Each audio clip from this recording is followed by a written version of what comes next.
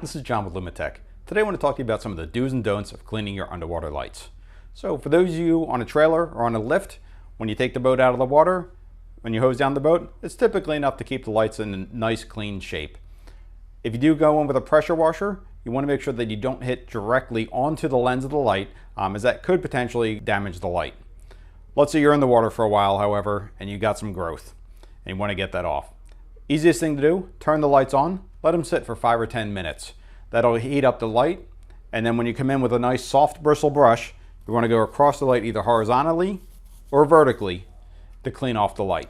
If you're doing a new install, you can apply a specialized coating. This will help inhibit growth and make cleaning the lights easier. We do recommend that you follow manufacturer application instructions. That's all we have. Thanks for watching.